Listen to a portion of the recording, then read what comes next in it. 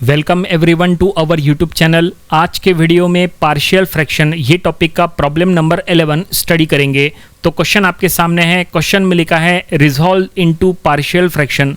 देखो एक फ्रैक्शन दिया है 1/x³ + 3x² + 2x।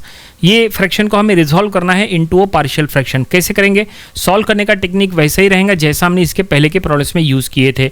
तो चलो सॉल्व करेंगे, लेकिन वीडियो में आगे बढ़ने से पहले वीडियो को लाइक करो, शेयर करो और हमारे चैनल को अभी भी अगर आपने सब्सक्राइब नहीं किया है तुरंत सब्सक्राइब कर लो। तो ये प्रॉब्लम सॉल्व करते समय हम यहाँ सबसे पहले डिनोमिनेटर में चेक करेंगे कौन सा फॉर्म दिया है। तो ये डिनोमिनेटर में क्यूबिक इक्वेशन दिया है, तो हम सबसे पहले तो इसको क्वाड्रेटिक फॉर्म में कन्वर्ट करने का ट्राई करेंगे, फिर क्वाड्रेटिक से लीनियर फॉर्म में कन्वर्ट करने का ट्राई करेंगे। अगर पर्टिकुलर डिनोमिनेटर लीनियर फॉर्म में कन्वर्ट हो जाता है तो सॉल्व करना और भी आसान हो जाता है। इसलिए तो चलो सबसे पहले ये क्यूबिक इक्वेशन को क्वाड्रेटिक इक्वेशन में कन्वर्ट करेंगे। कैसे? डिनोमिनेटर में से x कॉमन ले लेंगे। तो देखो फ्रैक्शन हमने ले लिए, डिनोमिनेटर में से हमने x कॉमन ले लिए। अब ब्रैकेट के अंदर क्या बचा? x² + 3x + 2। अब इसको फैक्टराइज करो, ठीक है। अगर आप इसको फैक्टराइज करेंगे तो फैक्टराइज होने के बाद ये आएगा x + 1 x + 2 ऐसा आ जाएगा। तो फाइनली हमने डिनोमिनेटर को पूरी तरह से लीनियर फॉर्म में कन्वर्ट कर लिया है। अब ये जो फ्रैक्शन मिला है लास्ट वाला, ये हम अलग से लेंगे और अब इसको रिजॉल्व करेंगे इनटू अ पार्शियल फ्रैक्शन, ठीक है। So consider this fraction. देखो ये जो फ्रैक्शन है ना, जहाँ डिनोमिनेटर में लीनियर फॉर्म मिला है, ठीक है, उसको हमने ले लिया। अब यहाँ पे इसको रिजॉल्व करेंगे तो एक x का फ्रैक्शन बनाओ, x + 1 का फ्रैक्शन अलग बनाओ और x + 2 का फ्रैक्शन अलग बनाओ। 3 फ्रैक्शन बनेंगे। x के न्यूमरेटर में a लिखो, x + 1 के न्यूमरेटर में b लिखो, x + 2 के न्यूमरेटर में c लिखो। अब बस हमें क्या करना है, यहाँ पे a b c पुट करना है। अगर हम a b c यहाँ पुट कर लेंगे तो प्रॉब्लम कंप्लीट हो जाएगा, लेकिन a b c हमें नहीं पता, फाइंड आउट करना पड़ेगा। कैसे फाइंड आउट करेंगे? देखो क्या करो, ये पूरे इक्वेशन नंबर 1 को इसके लेफ्ट हैंड साइड के डिनोमिनेटर से मल्टीप्लाई करो। लेफ्ट हैंड साइड का डिनोमिनेटर क्या है? x + 1 x + 2 है ना, उससे पूरे इक्वेशन को मल्टीप्लाई करो। तो हम यहाँ स्टेटमेंट में लिख लेंगे multiply both side by x + 1 x + 2, ठीक है। अब मल्टीप्लाई करने के बाद देखो क्या इक्वेशन आएगा वो हम नीचे लिख लेंगे। तो देखो एक मिनट, इसको प्रॉपरली सेट कर लेंगे और अब देखो मल्टीप्लाई करेंगे लेफ्ट हैंड साइड में पहले, तो लेफ्ट हैंड साइड में हमें मिल जाएगा 1। राइट साइड में a के फ्रैक्शन को मल्टीप्लाई करेंगे तो मिलेगा a × x + 1 x + 2। b के फ्रैक्शन को मल्टीप्लाई करेंगे तो मिलेगा b × x × x + 2। c के फ्रैक्शन को मल्टीप्लाई करेंगे तो मिलेगा c × x × x + 1। तो ये देखिए हमने मल्टीप्लाई कर लिया है पूरी तरह से और हमें ये एक नया इक्वेशन मिला है। इसको इक्वेशन नंबर 2 कहो। ये जो इक्वेशन नंबर 2 है ना, यही काफ़ी इंपॉर्टेंट है। इसी का यूज़ करके अब हम A B C find out करने वाले हैं। कैसे फाइंड आउट होगा ज़रा ध्यान से समझना। हम इसको स्टेप वाइज सॉल्व करेंगे। 3 केसेस में सॉल्व करने वाले हैं। केस 1 में हम पहले ए निकालेंगे, केस 2 में बी, केस 3 में सी। तो सबसे पहले केस 1। तो केस 1 में क्या करेंगे? देखो इक्वेशन नंबर 1 में, देखो इक्वेशन नंबर 1 में ए का डिनोमिनेटर क्या है? x।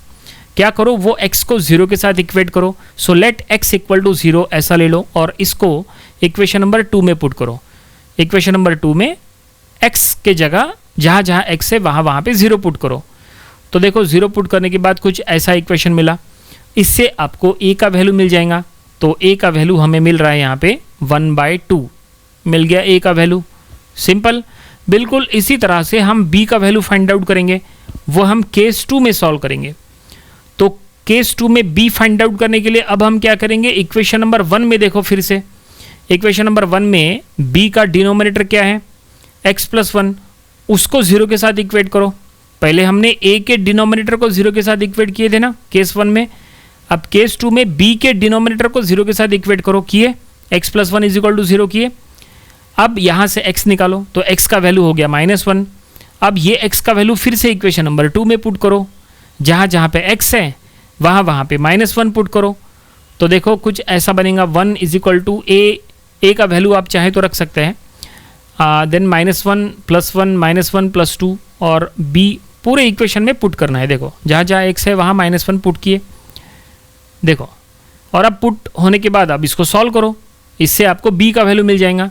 तो लेफ्ट हैंड साइड में 1, राइट साइड में a की टर्म 0 हो जाएगा, c वाला टर्म भी 0 हो जाएगा, b वाले टर्म से आपको मिलेगा -b, और फाइनली b का वैल्यू हमें मिल गया -1। ठीक है, तो b मिल गया, a हो गया, b हो गया। बिल्कुल ऐसा ही c फाइंड आउट करो। कैसे फाइंड आउट करेंगे c? तो इक्वेशन नंबर 1 में फिर से देखो, c का डिनोमिनेटर देखो क्या है, x+2, उसको 0 के साथ इक्वेट करो। So case 3, let x+2 equal to 0। यहाँ से x का वैल्यू निकालो, x का वैल्यू हो जाएगा -2, और अब ये x का वैल्यू -2 फिर से इक्वेशन नंबर 2 में पुट करो। इक्वेशन नंबर 2 मतलब ये जो है, जो भी आप केसेस में वैल्यूज़ निकाल रहे हैं x की, वो सब आपको इक्वेशन नंबर 2 में पुट करना है, ये इंपॉर्टेंट है, और उसी का यूज़ करके आपको ABC मिलता है। तो देखो इक्वेशन नंबर 2 में x के जगह -2 पुट कर रहे हैं, जहाँ जहाँ पे x है वहाँ पे -2 पुट करो। इससे आपको 100% c मिल जाएगा। a 0 हो जाएगा, a वाला टर्म 0 हो जाएगा, b वाला टर्म भी 0 हो जाएगा, और c वाला टर्म रहेगा, और वहीं से हमें c मिलने वाला है।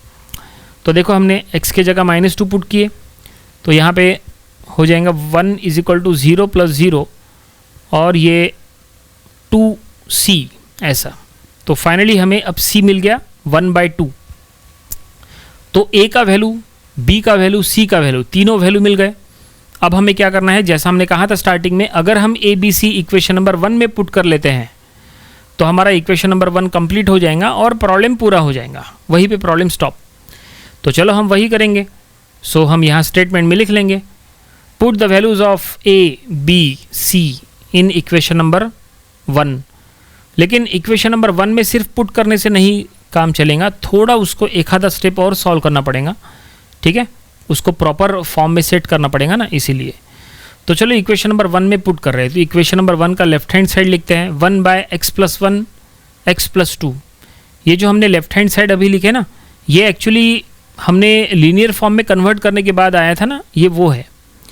चलो राइट हैंड साइड में a का वैल्यू पुट किए, देखो 1/2/x, b का वैल्यू -1/x+1, c का वैल्यू 1/2/x+2। अब इसमें थोड़ा सा सॉल्व करो। क्या कर सकते हैं, देखो लेफ्ट हैंड साइड में ओरिजिनल फ्रैक्शन पुट करो। ओरिजिनल फ्रैक्शन मतलब जो क्यूबिक इक्वेशन दिया था ना वो, क्योंकि उसी को हमने कन्वर्ट किए थे ना, तो ओरिजिनल फ्रैक्शन हम यहाँ लेफ्ट हैंड साइड में लिख लेंगे।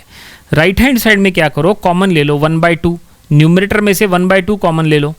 जब आप न्यूमरेटर से 1/2 कॉमन ले लेंगे तो 1/2 बाहर आ जाएगा, और अंदर ब्रैकेट में हम पहला टर्म हो जाएगा 1/x, दूसरे टर्म को 2 से मल्टीप्लाई करना पड़ेगा क्योंकि हमने 1/2 कॉमन लिए हैं इसलिए, और तीसरे टर्म में न्यूमरेटर में 1 रहेगा। और यहाँ तक हमने सॉल्व किए, और आगे सॉल्व करने की ज़रूरत नहीं है, सफिशिएंट है। तो फाइनली गिवन फ्रैक्शन को रिजॉल्व करने के लिए कहा था इनटू अ पार्शियल फ्रैक्शन, तो ये हमने रिजॉल्व कर लिया है इनटू अ पार्शियल फ्रैक्शन, ये हमें रिजल्ट मिला है। बस नीचे स्टेटमेंट में हम लिख लेंगे, so this is the required partial fraction. नीचे फिलहाल लिखने के लिए जगह नहीं है इसलिए हम नहीं लिखते, लेकिन एग्जाम में अगर ऐसा प्रॉब्लम आप सॉल्व कर रहे हैं तो नीचे ज़रूर स्टेटमेंट में लिख लेना एट द लास्ट कि this is the required partial fraction. और फाइनली प्रॉब्लम यहीं पे कंप्लीट हो गया।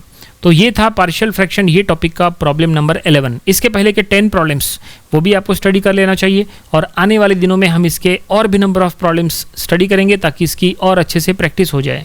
तो मिलते हैं नेक्स्ट वीडियो में। Thanks for watching this video.